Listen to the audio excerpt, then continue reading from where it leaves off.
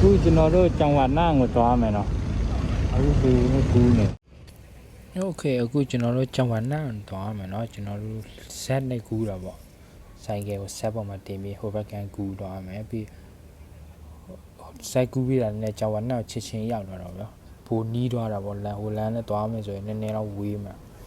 ဒီဇက်နဲ့ကူးနေနည်းနည်းတော့နီးနေနော်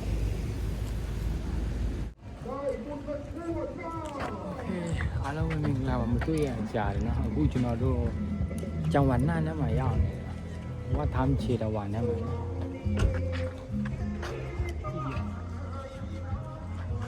มันลาดยาเราไม่ลาดตอนนี้ก็ลาดยาวจังหวัดน่านเนี่ยมัน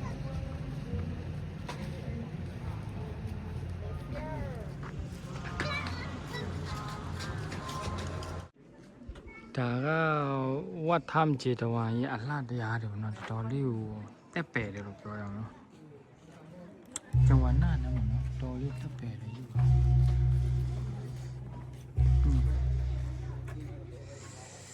รู้เลยลายอะไรแรงน้ำปะเป็นแบงค์นายอป่ะเป็นแบงค์นะแจนเลยแจนเดี๋ยวมาลาดจะต่อรีบลาดมายาวละ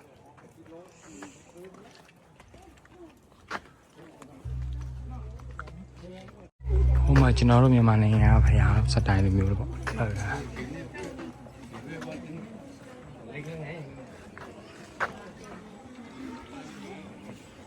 ဟိုမှာကြိုက်ထီယိုးပုံစံမျိုးလောက်လာတယ်နော်တော်တော်လေးတက်ပဲဒါရောဒါဘဝထမ်းချေတော့ဒါမှကျွန်တော်တို့ပေါ်တက်မနိုင်ဘူးနော်တာပင်ပန်းနေပူတယ်ဆိုတော့မတက်တော့ဘူးပေါ့တော်တော်လေးတက်ပဲလွယ်တက်ပဲလားမမလာနော်ဒီကာ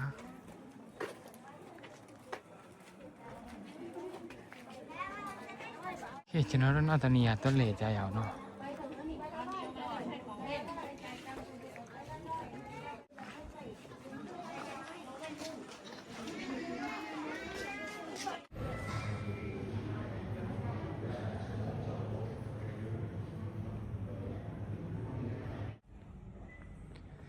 အခုကျွန်တော်တို့ဒီဟိုတယ်ထဲမှာလာတဲတယ်နော်ဒီမှာကျတော့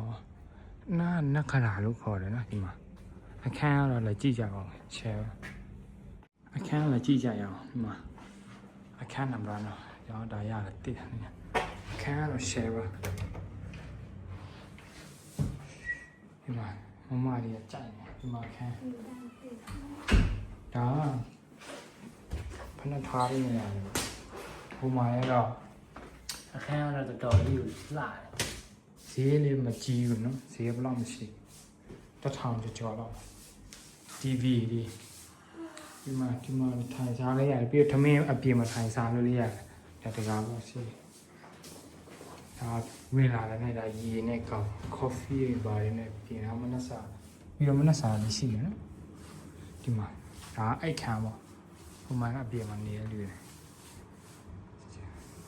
အဲ့ရတူမရှိဘူးဒီမျိုးနှစ်ခုဖြစ်နေအဲ့ရလေးပြီးတော့ဒါကြတော့ပစ္စည်းထားမယ်ပြီးတော့အဲ့ရအထဲမှာနော်အဲ့ဒါတော့ share ပဲမကြီးချိုးခံအကြီးချိုးတဲ့ဟိုဒါလေးရှိတယ်နော်ပြီးတော့တထောင်လေးတော်တော်လေးတန်တယ်နော်ဒီမှာချမ်ပူလေးပါအစုံတထောင်ကျော်ပဲဒီခန်း200နော်1500လောက်ပဲကြာတယ်ခန်းက share ပဲရေခဲတက်တာရေနှစ်ပင်းရှိရင်ရေခဲတက်တာလေးမှာဟိုမှာအားနေကုန်ပြီဘာမှရေချိုးမယ်โอเคကျွန်တော်ရေချိုးလိုက်အောင်မယ်နော်အိုးတော်တော်လေးပင်ပန်းတယ်ရေချိုးတော့မှာအခန်းကလည်း share ပဲဆိုတော့နောက်မှပဲတော့လဲတွေ့ကြမယ်တော့လဲပဲနေရာအများကြီးရှိသေးတယ်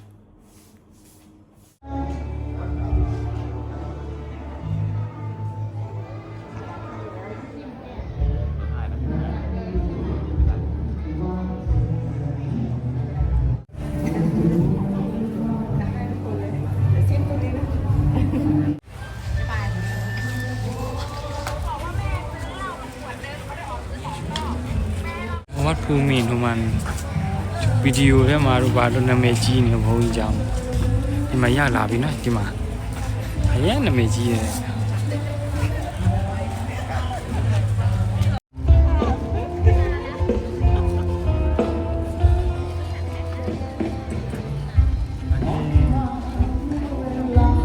ညစီရောဒါဝတ်ကူမင်းရှိရညစီရောစားကြတယ်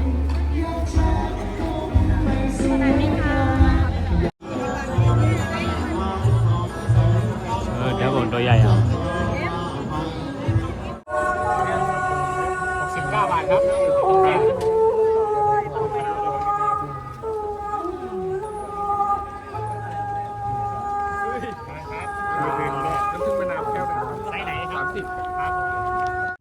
โอเคบาริยะเรามีย้ายไปต้องเวลาแค่ชีพมันก็ไทยซ้าย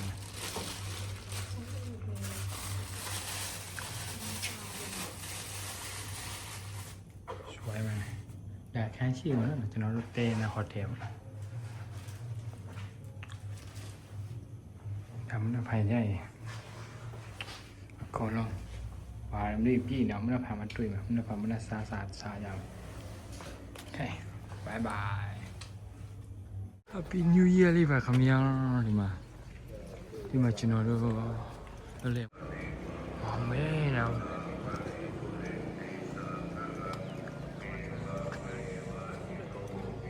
ဒီမှာကျတော့ဆွန်းလောင်းမဲ့လူတွေပေါ့မနက်ပိုင်းဆွန်းကက်မှာပေါ့နော်မနက်ပိုင်းနှစ်တိကူပေါ့ကျောင်းကလူတအားများမဝင်တော့တော့သွားကြရှိတယ်ဆိုရင်တော့ဒီရတော်လေးပဲပြီးတော့နှင်းချက်ချာနေနေအေးတော့ခုနကတော့ဟိုတယ်မှာနေတယ်ကျွန်တော်ကမအေးဘူးထင်တယ်ထွက်လာတော့တော်အေးဟမ်နေဟုတ်ပါမလေးမောင်မဲနေတာပဲဟုတ်ပါမလမ်းတော့မမြင်ရဘူးzoom လီလာဝတီထဲမှာနော်ဒါ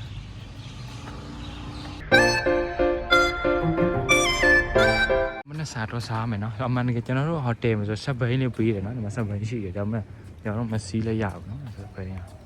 လမ်းလျှောက်တော့ဘူးခေါ်မှာနင်းအေးလေးနဲ့အိုးဟိုမှာအမလေးကတက်သွားပြီဒါပြင်းလို့စားဘာတွေရမှမသိဘူးမနက်စားတော့ကြည့်ကြရအောင်နော်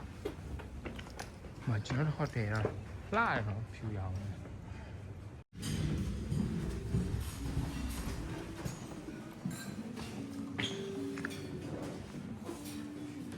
င်းစားတယ်ပေါ့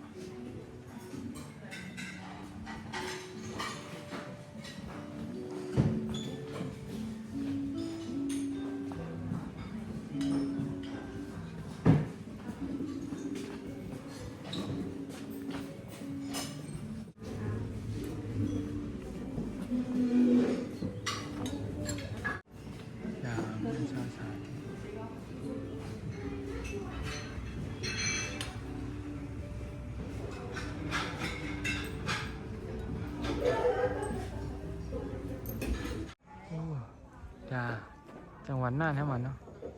ที่คาเฟ่ใช่ไหมบาหลีကျွန်တော်ခုဘาหลีထဲမှာရောက်တယ်တော့ဓာတ်ပုံရိုက်တော့သမားလေးနဲ့โอเค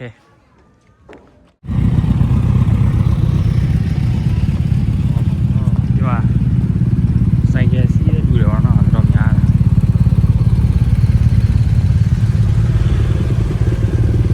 โอเคဒါအခုကျွန်တော်တို့จังหวัดน่านထဲမှာရောက်နေတယ်เนาะဒီမှာမိုင်လေး3ထဲမှာနော်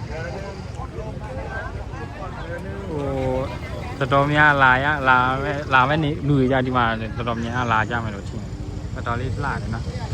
လမ်းနံပါတ်3ပေါ့နံပါတ်3လမ်းအောင်โอเคကျွန်တော်နောက်တနေရာတွားလိုက်အောင်မယ်နော်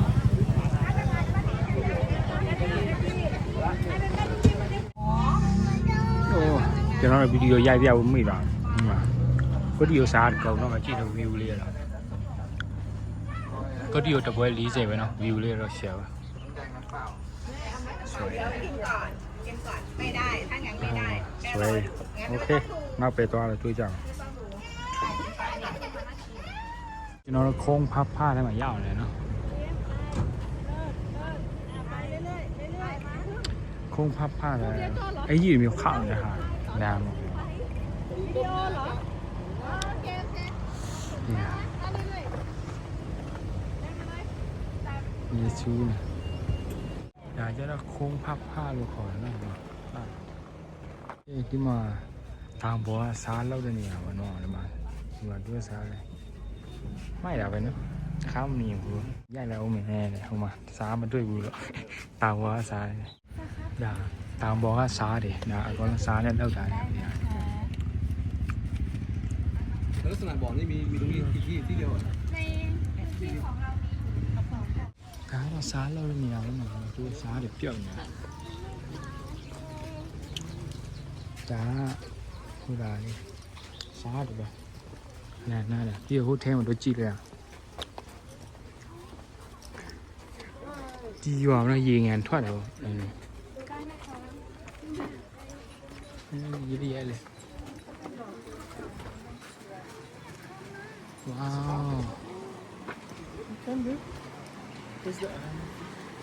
ဟိုမှာငါနေဆို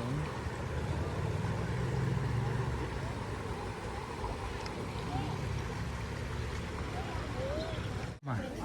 စားလို့တဲ့နေရာရေငန်ပေါ့သူတို့ရေငန်ခက်တာကပြောတယ်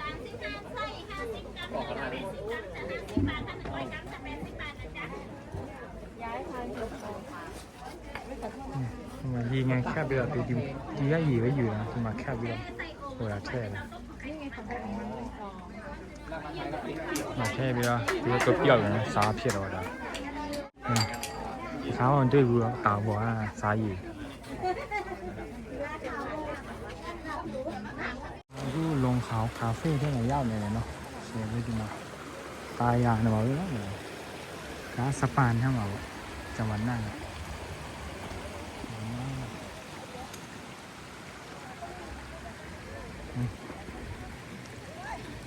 ီ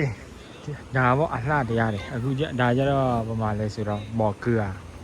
ဒါမှလုံခါคาเฟ่လုံခါคาเฟ่နဲ့ဒါလုံခါคาเฟ่မှာဓာတ်ပုံရိုက်များလို့တော့အော်နှောက်ရပါလေပြက်နေတယ်ကျွန်တော်မှမှာဒါတော့တော်တော်လေးလှနော်ဂျမန်နာလာတဲ့လူတွေကြတော့ဒီမှာတော့ဝင်တဲ့နော်လှခရလှဓာတ်ပုံရိုက်တော့တောင်ဒါမှရိုက်တော့မနိုင်တော့ဘူးကျွန်တော်တို့တိတ်မရိုက်ရဘူးဒီနေ့ဒါတော့တော်လေးလှနော်ဗီယူလေးထိုင်ခေါင်းရတဲ့ကိုကြိုက်နေကိုထိုင်လေးရယူလာထိုင်လေးရတော့တော်လိုက်အောင်မလို့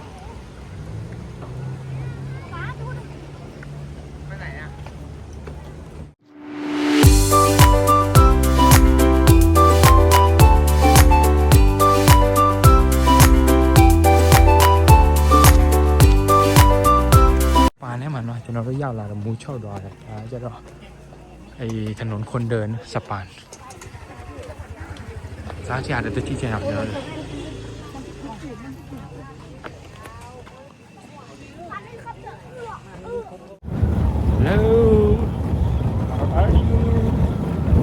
ကျွန်တော်တို့စပန်မရောက်နိုင်တော့စပန်မှာကျွန်တော်တို့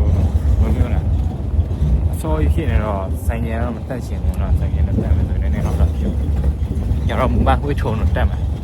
ဒါပေမဲ့ဆိုင်ရနဲ့တော့မတက်ချင်ဘူးဒါနဲ့တက် AC တော့တော့ထားဆိုင်ရအောင်မပြတ်ထားကြည့်ပါဦးခင်ဗျာဟိုမှာကျတော့လမ်းတော်လေးကိုဟိုမှာလမ်းလေးတော့ပြပြီမယ်နော်တက်တော်ပြီဒီမှာဒါဟွေချုံနော်ဒါဟွေချုံတော်မယ်လမ်းပေါ့ဟိုဗာလဲဆိုတော့ယူလေးတို့ကြည့်မို့ရဟောတက်ပြီ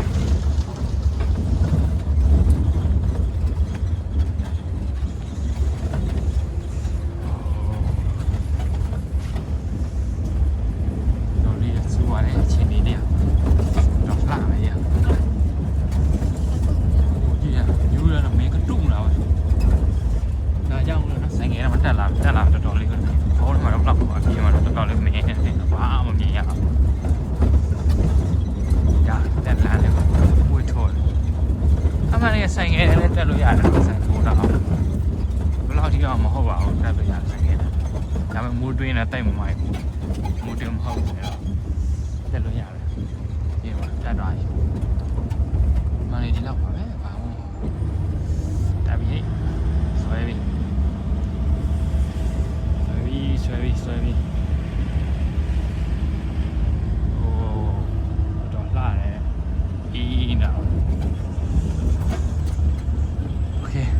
ပေါ်ရအောင်တွေးကြမယ်နော်နောက်တက်တဲ့လမ်းတော့ပြရှင်တာနည်းနည်းတော့ဟိုတော့စိုးတော့ချီနေလေးရဒီရ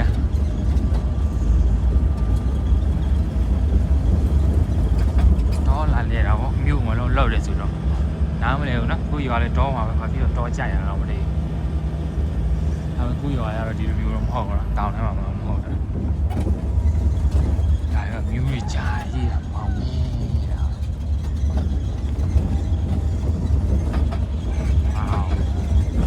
ဒီစက်တော့လက်လေးတော့မြို့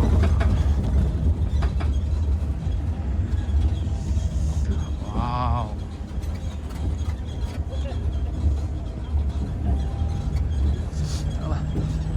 လက်ချီတွေပါထွက်တော့ဟဲ့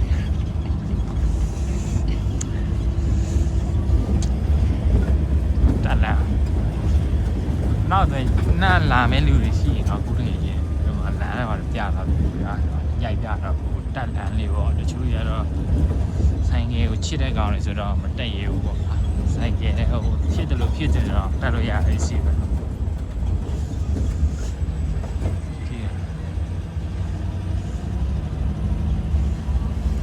โอเคဘောရောက်ပြိုက်ပြမယ်နော်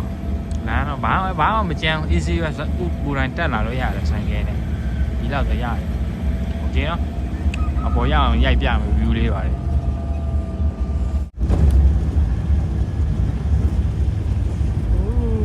တော်လေးလှတယ်ဟေးအာဘာမှမမြင်ရပါဘူးခင်ဗျာကြည့်အောင်တော်လေးလှတယ်နော်နည်းတော့ကောင်းမှုတော့မသိဘူးကြည့်ရလူကဒါမှမဟုတ်လှတယ်တော်လေးလှတယ်တော်လှတယ်အာရပါရလှတယ်ငယ်တို့ရဲ့ကြည့်ရအောင် view အောင်မင်းတို့မတော်ဘူးဆိုဒီမပါလဲငါတို့ပြောတယ်ဟောအားတယ်လားတော်လေးလှတယ်ကြည့်တာဒီလိုမျိုးလေးကြည့်ရပြီကျွန်တော်ဘွားတော့ကန်ကောင်းလာလေတော်လဲနဲ့လက်ကောက်ဝင်တာတခါမှမျိုးလေးမကြည့်ရတော့ဒီတခါမှကြည့်ရတယ်ဘာဒီဘာလဲလေ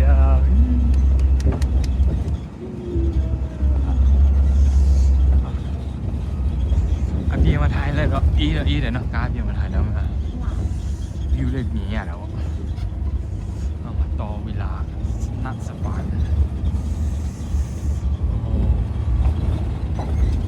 การเต้นเนี่ยนอกจากนี้ลิซ่าเลยต่อเวลาสบาย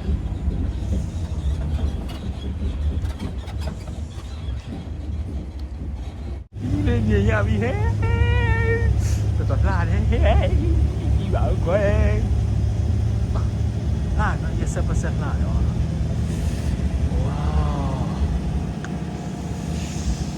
哇，ဒီခါတော့သူ့မမြူးနေနည်းနည်းပါမြင်ရတယ်နော်တော်လေးလှပါတယ်ခင်ဗျာအပေါ်ရိုက်ပြပြီးမယ်လို့ပြောနေပြီးတော့အပေါ်ဒီဆောက်လို့မနိုင်တော့တော်လေးလှတော့ပြန်ရနောက်ခောက်ဖုံးပြန်ခိုင်းပြန်ရိုက်ပြတယ်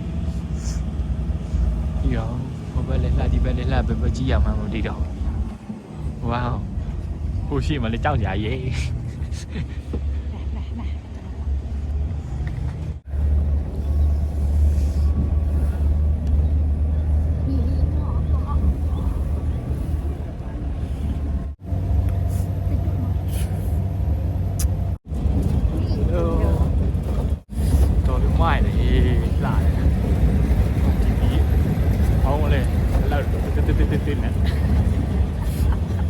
tay mình nhìn đâu wow đi vào wow rồi lít lạ này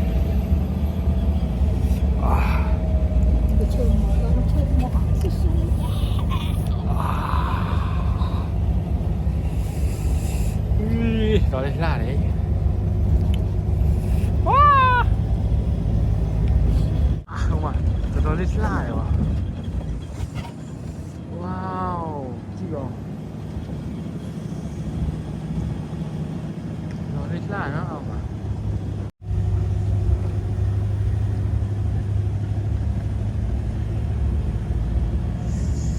oh no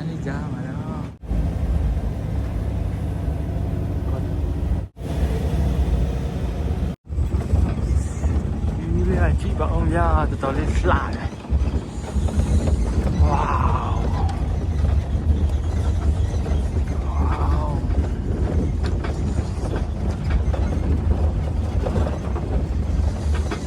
Yak ba bi khamya đi mà ban hơi thồn nó khó đấy đó thì mà. Ô tao lên lại mà chưa. Từ nhà cái gì cho nó cái mà yêu bị sạch đấy. Yes sir. Đây đi đó là đi cái. Yêu vì sao nhau đó mà nó bây giờอยู่แล้วเอามาแล้วป่ะสตอรี่อยู่สลาดนี่ดูอ๋อเขามาดูสภาพกันเล่าได้ดีได้ขนาดนั้นเราว่าจ้านี่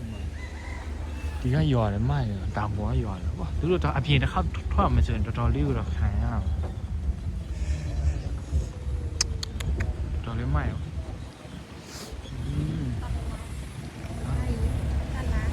ကြည့်ရမှာတက်လာတော့ကန်ကောင်းပြီနော်ကျွန်တော်တို့ဟိုတာမယူလာတာဘာလဲဆိုင်ကယ်မယူလာတာခက်ကြိုက်တယ်ဟာဒီမိုင်းသားတယ်ဒီကနေ့လဲတော့အေးကန်ကောင်းပြီဒီလိုဆိုင်ကယ်ယူလာတော့ဒီချီတက်လာရမှာမဟုတ်ဘူးတက်ရဲပါဘူးလဲတော့ကျန်းတော့ဘယ်တော့မကျန်းဘူးဒါမှဝေးတယ်ဝေးပဲတက်လာရ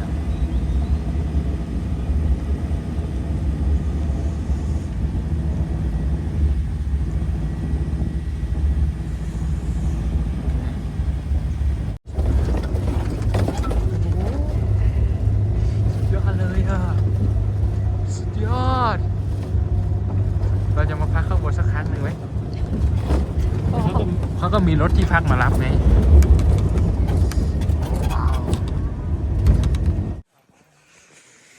ว้าวสวยมาก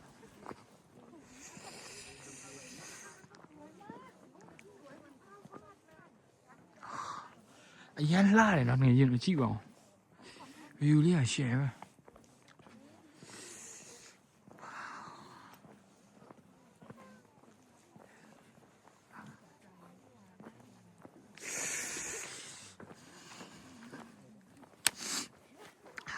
အရင်လေးလှတယ်ကွာကြည့်အောင်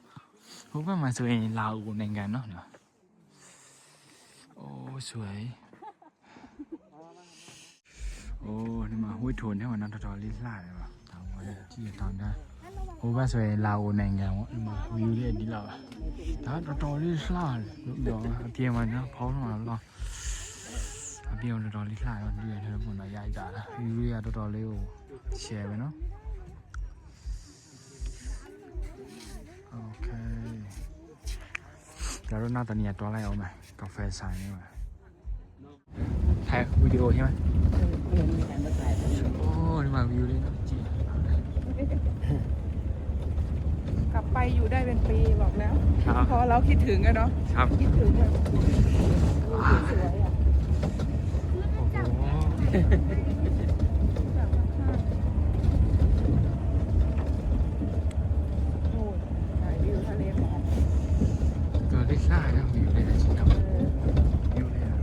หยุดหายชักหยุดหายใจ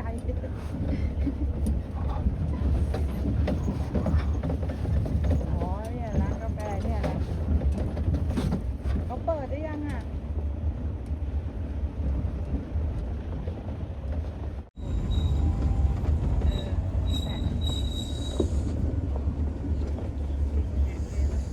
จะโดนล่านะวิวเลยสวยไหมสวยมากเลยอ่ะ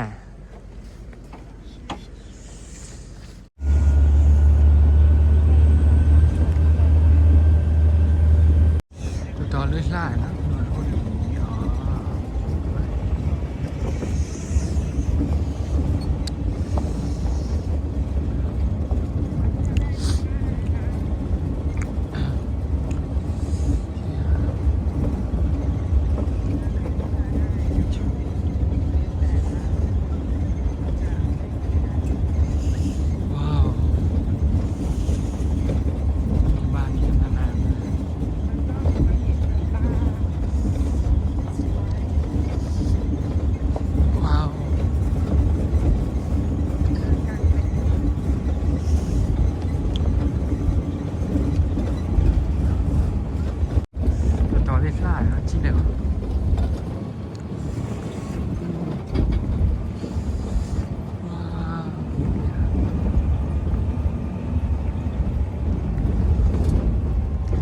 วิวใช่ป่ะ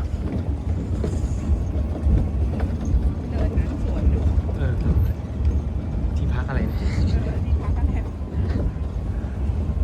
ဒါကတော့ယူဝေလာคาเฟ่ထဲမှာเนาะတော့ကြည့်ပြီးတော့နေရင်တော့ view နဲ့တော်တော်လေးလှတယ်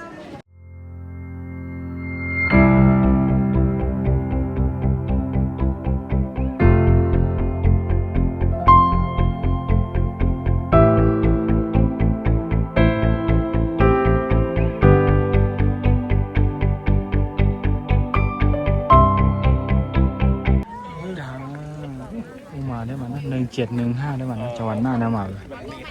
ถ้าตอนนี้ได้เนี่ยဒီမှာပစ္စည်းတွေရောင်းနေနေရတယ်ပေါ့စားဆရာတွေပါတယ် ลูกชิดจ้า ลูกชิด ใหม่จ้า นี่ก็ได้นั่นเป็นกองก็มี15ได้มาเนาะဒီမှာ1715ပါလဲစအမြင့်ကိုပြောတာပေါ့နော်ပင်လေကနေမြင့်တယ်โอเคကျွန်တော်တို့တော့လည်းအောင်မယ်ကျွန်တော်တို့နောက်ကနေပြန်တော့မယ်နော်ကျွန်တော်တို့ဒီနေရာနဲ့ပဲနှုတ်ဆက်လိုက်တော့မယ်နော်နောက်ပြန်တော့မယ်အားလုံးပဲဘိုင်နော်တော်တော်လေးလှတဲ့နေရာပေါ့โอเคဘိုင်ဘိုင်โอเคฮัลโหลบายบายหน่อย ไป ပြန်တော့မယ်နော် อย่าต้องมี ဘိုင် ชวนนักกันเอง ကျွန်တော်နောက်နေပြန်ပြီဒါနောက်ဆုံးနေရာပဲနော်ဒါနေဒီနေရာနဲ့ပဲဟိုတာပိတ်တိုင်းလိုက်တော့မယ်နော်လူရတော်တော်များတယ်ပြီးမှဆိုတော့ကျွန်တော်တို့ချင်းမိုင်ဆက်သွားရမယ်နော်ကျွန်တော်ချင်းမိုင်သွားပြီးတော့ကျွန်တော်မဲဟောင်းဆောင်သွားမယ်ဘလားတိလှမယ်ဆိုတော့တွေ့ကြရမှာနော်မလာထိုင်သွားမယ်ဘိုင်ဘိုင်